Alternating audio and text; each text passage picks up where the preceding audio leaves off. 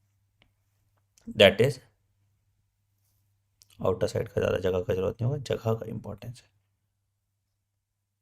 ये डब्बा बना लो, डब्बा है डब्बा, है ना। यह है इनर माइटोकॉन्ड्रियल मेम्ब्रेन,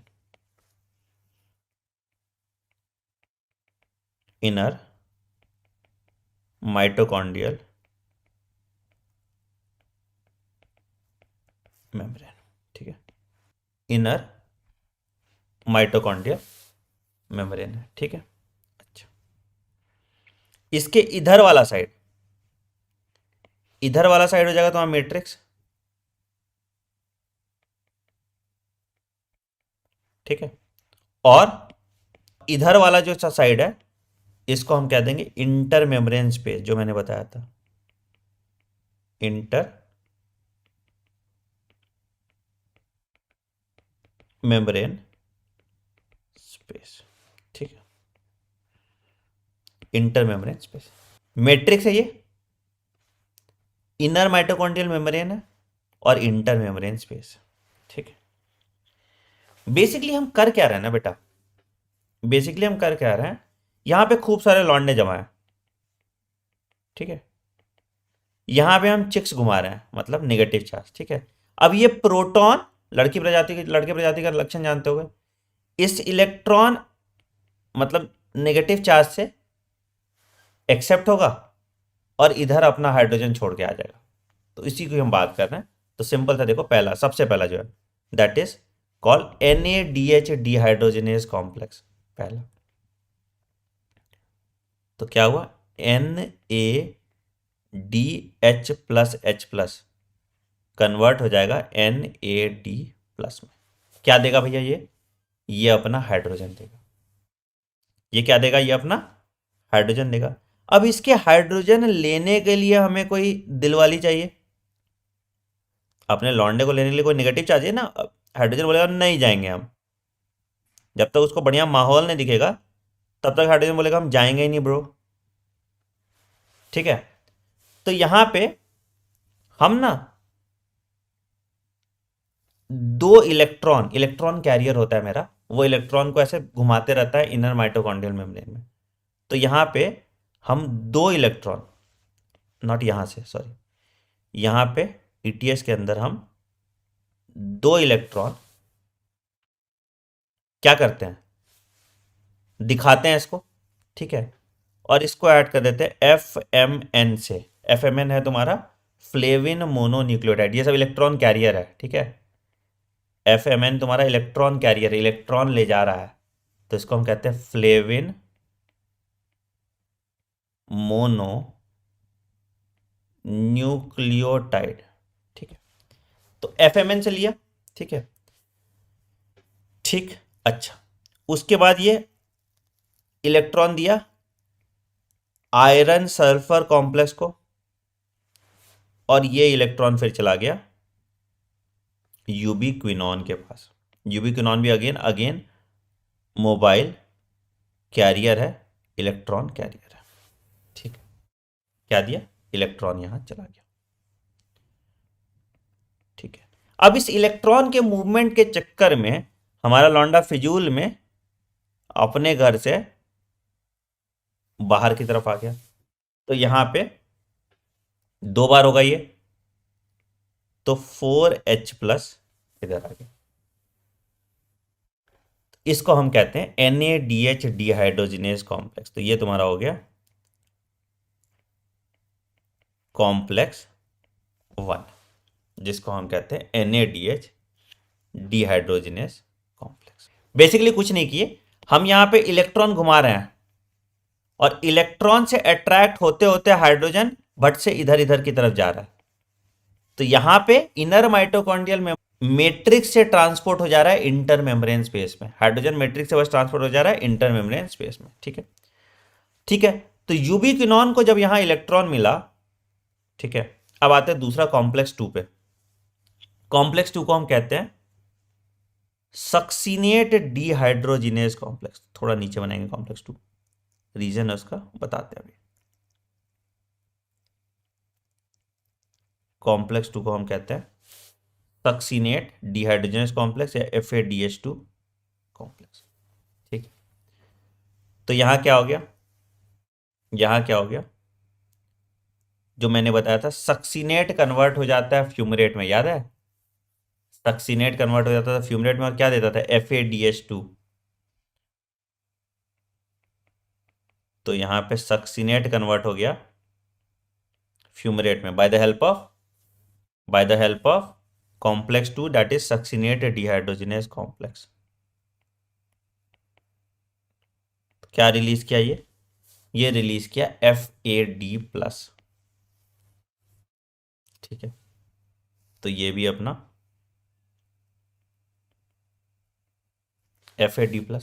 ठीक है, ये आयरन सल्फर FeS, और ये भी फिर अपना दे दिया, इलेक्ट्रॉन दिया यूबिक्विनॉन को। ठीक है, इलेक्ट्रॉन यहां पे ट्रांसपोर्ट करके यूबिक्विनॉन को दे दिया ये भी अपना। ठीक है, अच्छा, अब अगर इलेक्ट्रॉन ले रहा है तो ये रिड्यूस हो गया, तो ये कन्वर्ट हो गया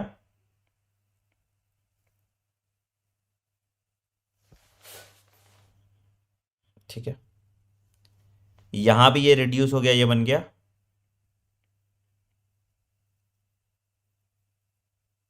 ठीक है, ये दोनों अब चला जाएगा साइटोक्रोम, ये दोनों अब चला जाएगा साइटोक्रोम बी में, साइटोक्रोम बी से साइटोक्रोम C1 में। तो सेम यहीं पे अब ये दोनों यहां चला गया, तीसरा कॉम्प्लेक्स जो है मेरा, तीसरा कॉम्प्लेक्स जो है मेरा, इसको हम कहते हैं साइटोक्रोम BC1। तो यहां चला गया ये साइटोक्रोम बी से साइटोक्रोम C1 में। ठीक है, और इसकी मदद से यहां से मेरा हाइड्रोजन निकला, यहां से मेरा हाइड्रोजन निकला। ठीक है, और इलेक्ट्रॉन इसके बीच में ट्रांसपोर्ट हो गया, इलेक्ट्रॉन इसके बीच में ट्रांसपोर्ट हो गया। ठीक है, तो ये आ गया तुम्हारा कॉम्प्लेक्स 3, या इसको हम कहते हैं साइटोक्रोम BC1, इसको हम कहते हैं साइटोक्रोम BC1, इसको हम कहते हैं साइटोक्रोम BC1। ठीक है, अब ये साइटोक्रोम C1 से, अब ये साइटोक्रोम C1 से चला जाएगा साइटोक्रोम C में।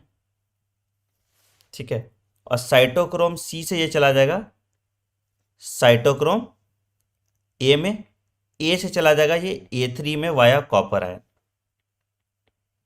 वाया कॉपर आयन, A से चला जाएगा A3 में वाया कॉपर आयन। ठीक है, और यहां पे इसका मामला सेट हो जाएगा। अब यहां पे जो electron acceptor, final electron acceptor और फाइनल हाइड्रोजन एक्सेप्टर दोनों पानी होता है। ठीक है, तो इसकी मदद से भी यहां पे 2H+ चला गया, और हुआ क्या यहां पे पानी बन गया। ठीक है, तो 2H+ प्लस हाफ O2 एक मॉलिक्यूल ऑफ वाटर बना देगा, हाफ, क्या हुआ, एक मॉलिक्यूल ऑफ वाटर। ठीक है, तो यहां पानी बन गया, ये हो गया कॉम्प्लेक्स 4। ठीक है, ये हो गया कॉम्प्लेक्स 4। अब ध्यान से सुनो, अब ये तुमको बड़ा गिजबिज सा दिख रहा होगा, है ना, इसको ना हम स्टेप बाय स्टेप पढ़ लेते हैं कि कॉम्प्लेक्स 1 में क्या हो रहा है, कॉम्प्लेक्स 2 में क्या हो रहा है, कॉम्प्लेक्स 3 में क्या हो रहा है, कॉम्प्लेक्स 4 में क्या हो रहा है, कॉम्प्लेक्स 5 में क्या हो रहा है। ठीक है, तो मैंने डायग्राम बनाने के लिए ऐसा बना दिया। ठीक है, अब देखो सिंपल सा चीज है, कॉम्प्लेक्स 1 में हो क्या रहा है, मेरा जो NaDH+H+ था, ठीक है, ये कन्वर्ट हो गया NaD+ में। ठीक है, क्या दिया, 2 हाइड्रोजन, तो 2 मॉलिक्यूल होगा तो 4 हाइड्रोजन हो जाएगा, सिंपल। अब इस 2 हाइड्रोजन को हमको ट्रांसफर करना है from matrix to inter membrane space. कहां ट्रांसफर करना है, मैट्रिक्स से कहां ट्रांसफर करना है बेटा, इंटर मेम्ब्रेन स्पेस। तो हम करते क्या है, हम कुछ नहीं किए। हम क्या किए, हम इनर माइटोकॉन्ड्रियल मेम्ब्रेन में इलेक्ट्रॉन का लालच दिए। इनर माइटोकॉन्ड्रियल मेम्ब्रेन में इलेक्ट्रॉन का लालच दिए, इलेक्ट्रॉन न चाहे तो इनर माइटोकॉन्ड्रियल मेम्ब्रेन जब इलेक्ट्रॉन देखेगा हाइड्रोजन अट्रैक्ट होके पार कर जाएगा। ठीक है, तो इनर माइटोकॉन्ड्रियम ने क्या दिया, पहले मैंने इलेक्ट्रॉन कैरियर कराया एफएमएन से, एफएमएन से कैरी हुआ आयरन सल्फर कॉम्प्लेक्स में, और आयरन सल्फर से कॉम्प्लेक्स से कैरी हुआ यूबिक्विनॉन में। यूबिक्विनॉल रिड्यूस हो गया यूबी, हाँ या नहीं, ये यहां पे हुआ, और इसकी मदद से हाइड्रोजन चला गया मेरा इंटर मेम्ब्रेन स्पेस में, कॉम्प्लेक्स वन। तो ये है NADH डिहाइड्रोजनेज कॉम्प्लेक्स।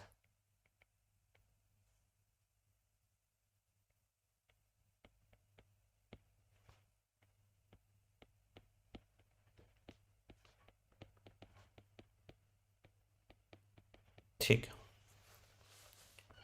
दूसरा हो गया complex to.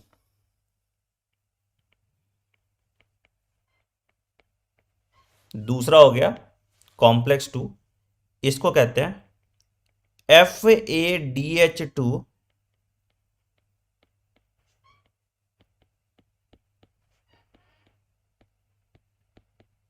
FADH2 dehydrogenase complex. FADH2 dehydrogenase complex same. तो क्या हुआ, FADH2 कन्वर्ट हो गया FAD plus plus 2H plus. इस H प्लस को भी हमको मैट्रिक्स से कहां डालना है, इंटर मेम्ब्रेन स्पेस में।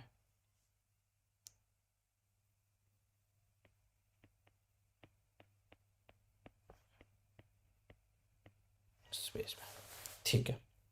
तो सेम यहां पे वही हुआ। इलेक्ट्रॉन ट्रांसपोर्ट कैसे होगा,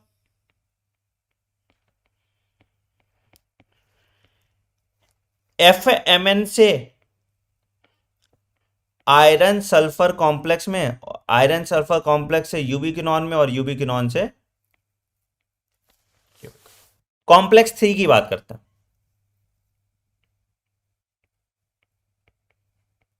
कॉम्प्लेक्स 3 में क्या हुआ, तो यूबिक्विनॉन से इलेक्ट्रॉन गया साइटोक्रोम बी में, साइटोक्रोम बी से गया साइटोक्रोम C1 में। ठीक है, और जो बचा कुचा हाइड्रोजन था उसको भेज दिया इधर। ये कॉम्प्लेक्स 3 है। ठीक है, कॉम्प्लेक्स 4 में क्या हुआ, साइटोक्रोम C1 से चला गया साइटोक्रोम C में, साइटोक्रोम C से गया साइटोक्रोम A में, साइटोक्रोम A से गया साइटोक्रोम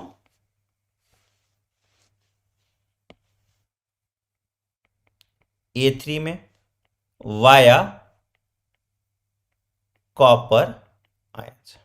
ठीक है, अब यहां पे इलेक्ट्रॉन का मामला निपटाना था। तो जो ये इलेक्ट्रॉन था, ये क्या हुआ, ये 2 हाइड्रोजन प्लस आधा ऑक्सीजन के साथ बना दिया वाटर। तो फाइनल इलेक्ट्रॉन एक्सेप्टर ऑक्सीजन है, फाइनल हाइड्रोजन एक्सेप्टर ऑक्सीजन है। लिख लो, final electron acceptor oxygen, final hydrogen acceptor oxygen. Complex 4 हो गया। ठीक है, लास्ट कॉम्प्लेक्स है, that is complex 5, that is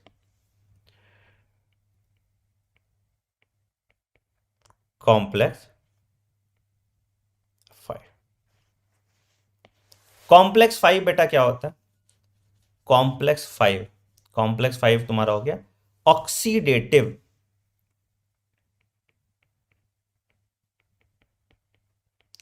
oxidative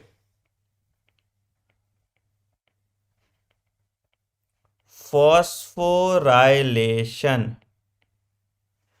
ठीक है,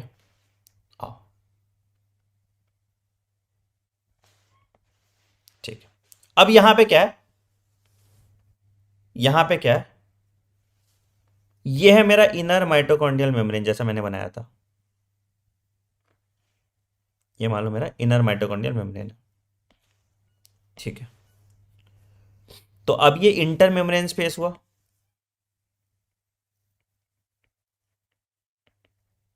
यहां पे मेरा H+ का ग्रेडियंट बन गया और ये मेरा मैट्रिक्स हुआ, ठीक है। तो अब क्या है, यहां पे दो पार्टिकल होता है, एक को हम कहते हैं F0 और दूसरे को हम कहते हैं F1।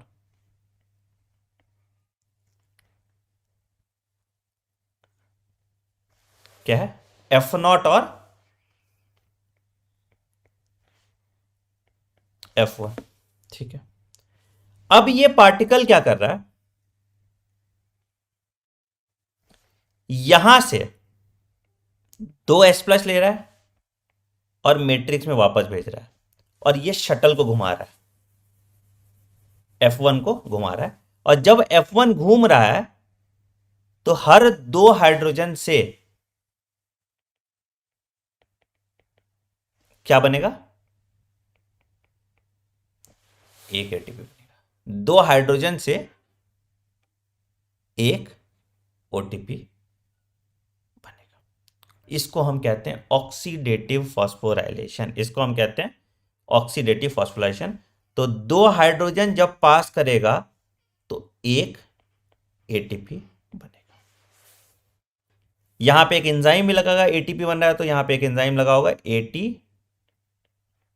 तो इसी तरह से तुम्हारा ईटीएस खत्म हो गया। अब हम बात करेंगे एम्फीबॉलिक पाथवे की।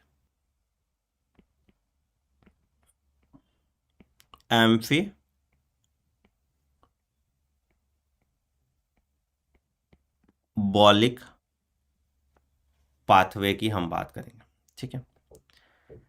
एम्फीबॉलिक पाथवे मतलब क्या हुआ बेटा, देखो बेसिकली क्या होता है कि सबसे फेवर्ड जो वो है सबस्ट्रेट है for respiration, it is glucose. Glucose is the favoured substrate for respiration. Glucose is the favoured substrate for respiration, ठीक है। Glucose is the favoured substrate for respiration, ठीक है, ठीक है। दूसरे सबस्ट्रेट भी रेस्पायर करते हैं, other substrate can also be respired, but वो पहले स्टेप में नहीं घुसते, तो उसको हम देखते हैं कहां पे कौन घुसता है, ठीक है। तो अदर स्टेप्स या other substrate can also be respired, other substrate can also be respired,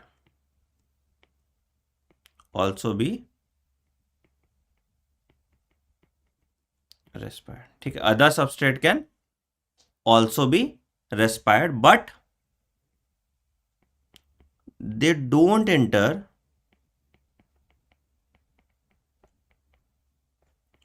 the respiratory pathway in the first step itself, ठीक है, ध्यान रखिएगा।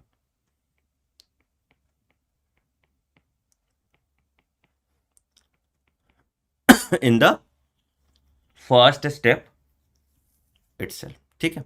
कैसे कैसे होता है वो हम बात करते हैं, ठीक है। एसेंशियली जो रेस्पिरेशन हो रहा है ना, it is a catabolic process, but कहीं कहीं एनाबॉलिज्म भी हो रहा है, ठीक है। तो एक चीज लिखो कि because the respiratory pathway is involved in both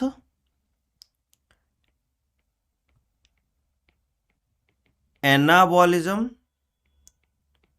and catabolism. बोलो कैटाबॉलिज्म कहाँ हो रहा है, मान लो, ठीक है। तो अगर मान लो कि मेरा फ्रुक्टोज 1,6 बिसफॉस्फेट कन्वर्ट हो गया तुम्हारा पीजीएल में, तो that is catabolism. Anabolism sir कहाँ हो रहा है, जुड़ कहाँ रहा है, तो फ्रुक्टोज 6 फॉस्फेट से फ्रुक्टोज 1,6 बिसफॉस्फेट बना, या ग्लूकोज से ग्लूकोज 6 फॉस्फेट बना, तो वहां तो ऐड हो रहा है, तो वहां पे क्या लगा, वहां पे एनाबॉलिज्म हुआ। ये बहुत इंपॉर्टेंट है, ठीक है। तो because the respiratory pathway is involve in both anabolism and catabolism, इसको हम एम्फीबॉलिक पाथवे कहते हैं, इसको हम एम्फीबॉलिक पाथवे कहते हैं, ठीक है। क्योंकि कैटाबॉलिज्म और एनाबॉलिज्म दोनों इन्वॉल्व है, तो उसको हम एम्फीबॉलिक पाथवे कहते हैं। अब आओ देखो कैसा कैसा होगा स्ट्रक्चर, वो स्ट्रक्चर पूरा देखते हैं। अब आते हैं देखो कि कैसे काम करता है तुम्हारा एम्फीबॉलिक पाथवे अच्छे से, ठीक है। तो देखो तुम्हारे और क्या क्या सबस्ट्रेट है, फैट्स, ठीक है,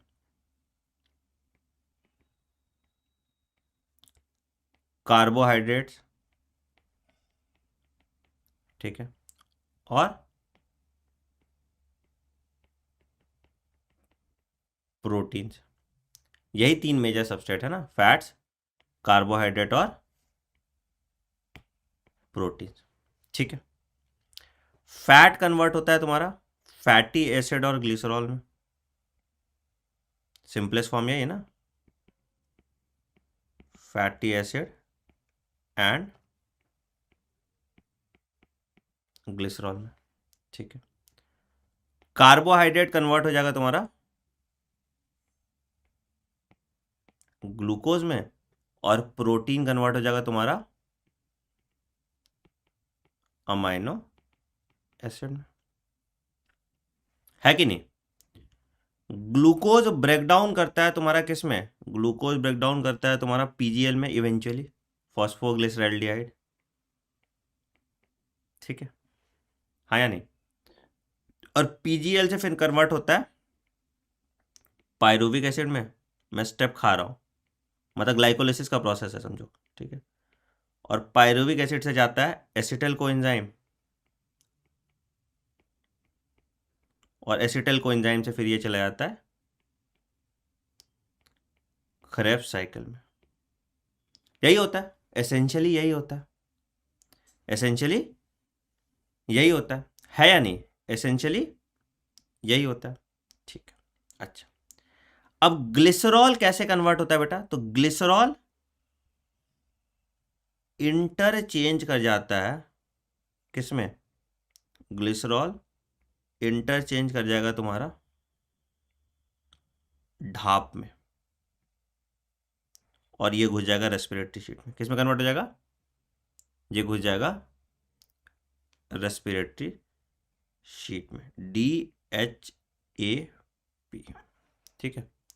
किसमें कन्वर्ट हो जाएगा, ये घुस जाएगा रेस्पिरेटरी शीट में, ठीक है, इंटरचेंज करके कर गया। फैटी एसिड तुम्हारा लग जाएगा आके, फैटी एसिड तुम्हारा कैटाबॉलिज्म हो रहा है, टूट रहा है, तो लग जा रहा है आके एसिटिल कोएंजाइम के पास, किसके पास आ जा रहा है, एसिटिल कोएंजाइम के पास चला जा रहा है। अब अमाइनो एसिड कहाँ कहाँ जाएगा, अमाइनो एसिड या तो पायरुविक एसिड के टाइम पे यहाँ साइकिल में घुस जाएगा, या फिर एसिटिल कोएंजाइम के टाइम पे घुस जाएगा, या फिर क्रेब्स साइकिल में चला जाएगा। अब बोलोगे सर क्रेब्स साइकिल में कहाँ जाएगा, क्रेब्स साइकिल के अल्फा कीटो ग्लूटारिक एसिड वाले पार्ट पे, ठीक है, alpha keto glutaric acid, alpha keto glutaric acid, है ना, किसके पार्ट में चला गया, अल्फा कीटो ग्लूटारिक एसिड, है ना, 5 कार्बन कंपाउंड था, याद है क्रेब्स साइकिल को, तो ये चला जाता है कौन से पार्ट में, अल्फा कीटो ग्लूटारिक एसिड, तो पायरुविक एसिड यहाँ पे घुस जाता है, पायरुविक एसिड यहाँ पे क्रेब्स साइकिल में घुस जाता है। तो ये आ गया तुम्हारा पार्ट एम्फिबोलिक पाथवे का। चलिए अगला आते हैं, दैट इज कॉल्ड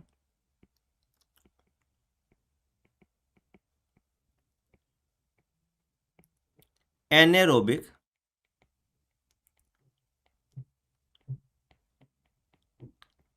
रेस्पिरेशन, या इसका टर्म हम कह सकते हैं इसको फर्मेंटेशन। क्या कहते हैं,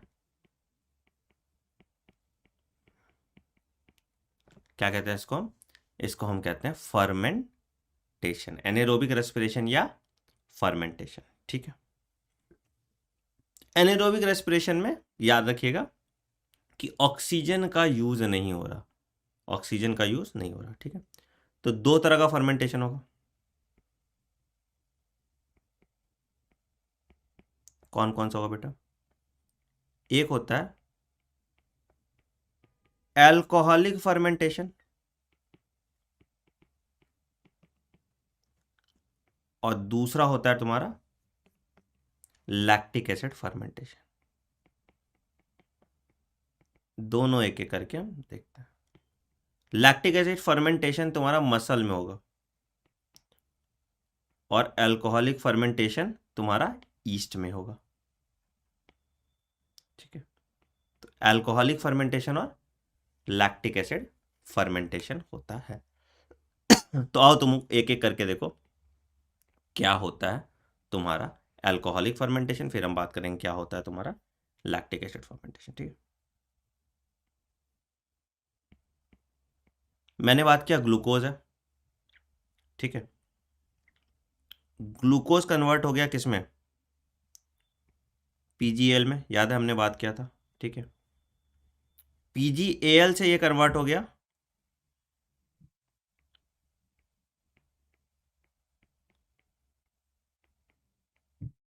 पायरुविक एसिड में, पायरुविक एसिड से ये कन्वर्ट हो गया एसिटल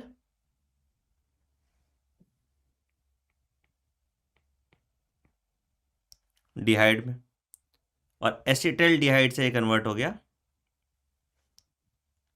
C2H5OH, जिसको हम कहते हैं इथाइल अल्कोहल, जिसको हम कहते हैं इथाइल अल्कोहल, जिसको हम कहते हैं इथाइल अल्कोहल। ठीक है, अब तुम रेस्पिरेटरी शीट देखोगे, जब वहां देखोगे तो जब यहां से पीजीएल देगा, जब यहां से ग्लूकोज से पीजीएल हुआ तो कितना एटीपी लगा था, 2 एटीपी, तो 2 एटीपी कन्वर्ट हो जाएगा 2 एडीपी में। यहां से पायरुविक एसिड बना तो नेट गेन कितना एटीपी का हुआ, नेट गेन कितना एटीपी का हुआ, 2 एडीपी कन्वर्ट हो जाएगा 2 एटीपी में। 4 था, नेट गेन 2 का होगा, है ना, 2 एटीपी में। ठीक है, और यहां पे भी एक आ जाएगा 2 एडीपी कन्वर्ट हो गया 2 एटीपी में, तो टोटल 4 एटीपी बना है।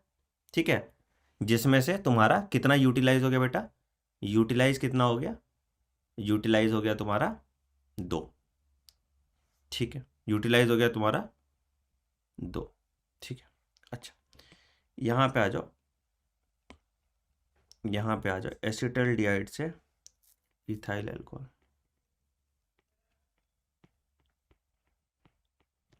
ठीक है, अच्छा अब एक चीज देखो बेटा कि यहां पे NAD प्लस कन्वर्ट हो गया था NADH प्लस H प्लस में, हाँ या नहीं, हमको NADH प्लस H प्लस मिला हुआ था। ठीक है, कितना, 2 मिला था। ठीक है, अब जो एसिटल डिहाइड यहाँ पे, अब जो एसिटल डिहाइड यहाँ पे इथाइल अल्कोहल में कन्वर्ट कर रहा है ना, इसको कन्वर्ट करने के लिए NADH रिक्वायर्ड होगा। तो अब यहाँ उल्टा हो जाता है कि 2NADH plus H plus convert हो जाएगा तुम्हारा 2NAD प्लस में। तो सेम ये इंटरचेंज हो गया, सेम ये इंटरचेंज हो गया, हुआ या नहीं? देखो सेम ये इंटरचेंज हो गया, है ना? तो इसीलिए ये NADH नेट जीरो हो गया, तो नेट गेन ऑफ एटीपी कितना हुआ? नेट गेन ऑफ एटीपी कितना हुआ? यहां भी ये भी काट दो, ये भी काट दो, तो नेट गेन कितना हुआ? नेट गेन कितना हुआ? Net gain of ATP is, net gain of ATP is, बोलो बेटा, नेट गेन ऑफ एटीपी 2। तो ये है तुम्हारा एल्कोहलिक फर्मेंटेशन, ये है तुम्हारा एल्कोहलिक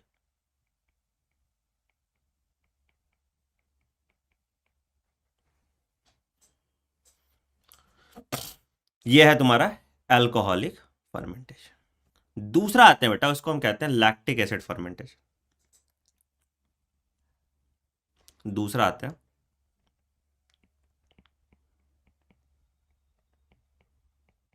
एसिड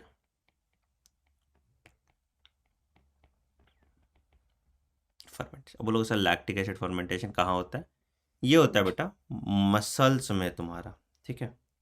ये होता है आपके मसल्स में, लैक्टिक एसिड बनता है। क्या होता है ना, जैसे अब देखो मान लो मैंने बहुत बहुत बहुत बहुत ज़्यादा जिम किया, तो मसल्स में मेरे दर्द होगा, फटीग होगा, ठीक है? अब ये फटीग क्यों होता है? Because of the accumulation of lactic acid into my muscle, because of the accumulation of lactic acid into my muscle. तो देखो बेटा लैक्टिक एसिड फर्मेंटेशन में क्या होता है, ग्लूकोज कन्वर्ट हो जाता है PgAl में, ठीक है? और PgAl से बन गया पायरुविक एसिड, सेम जो होता था, और पायरुविक एसिड से ये कन्वर्ट हो जाता है लैक्टिक एसिड में। पायरुविक एसिड से ये कन्वर्ट हो जाता है लैक्टिक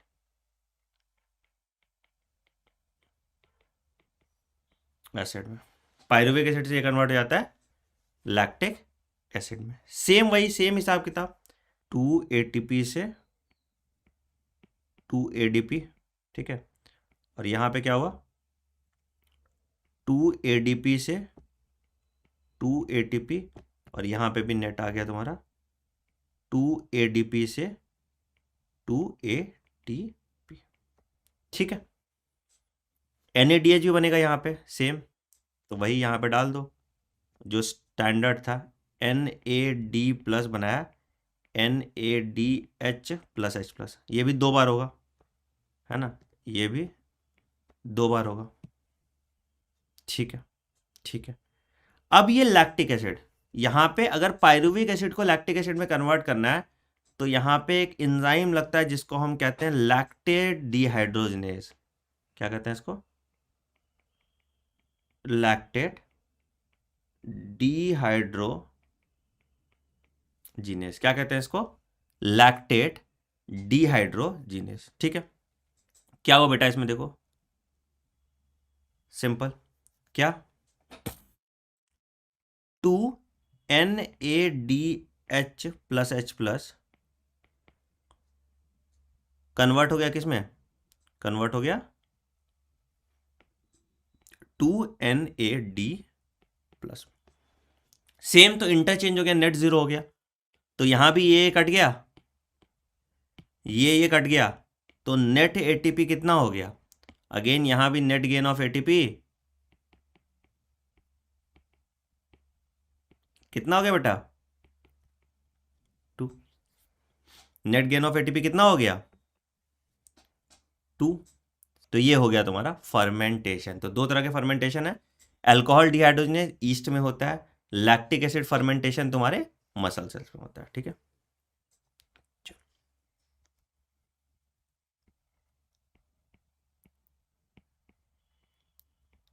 अगला आते हैं रेस्पिरेटरी कोशेंट।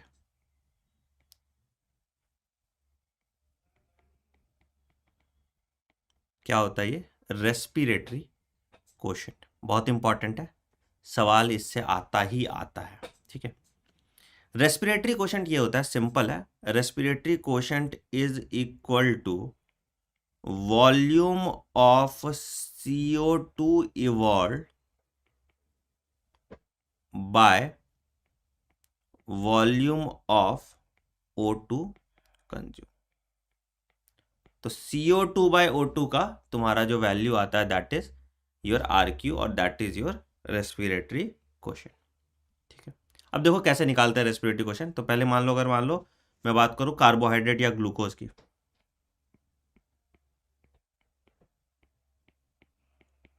तो ग्लूकोज का देखो कैसा होगा।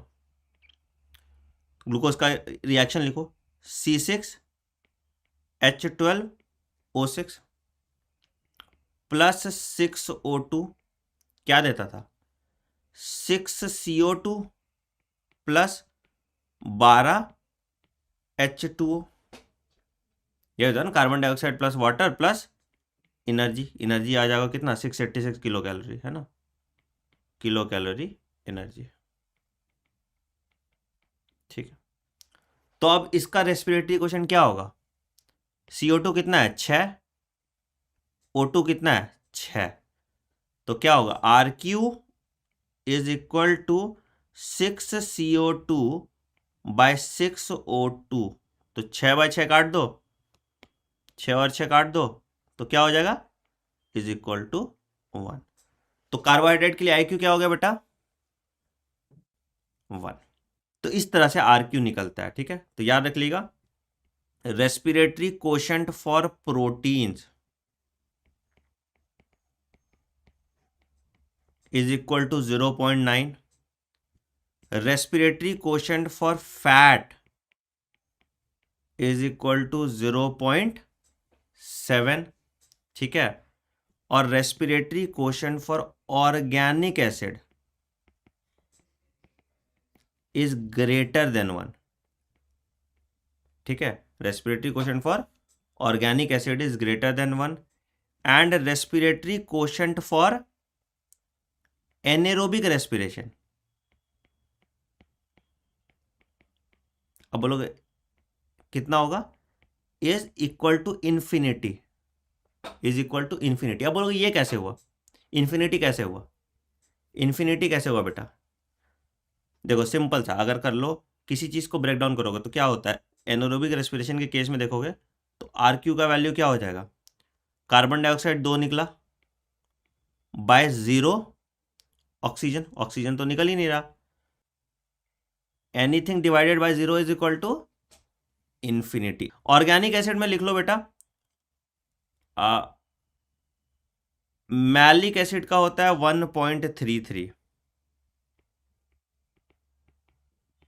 1.33। ठीक है, ऑक्सैलिक एसिड का होता है 4, ऑक्सैलिक एसिड का होता है 4। सबका रेस्पिरेटरी क्वेश्चन तुमको याद रख के रखना होगा। ठीक है, अच्छा एक सवाल तुम्हारे दिमाग में आया होगा, एक सवाल दिमाग में आएगा, सर ये 686 किलो कैलोरी कैसे आया,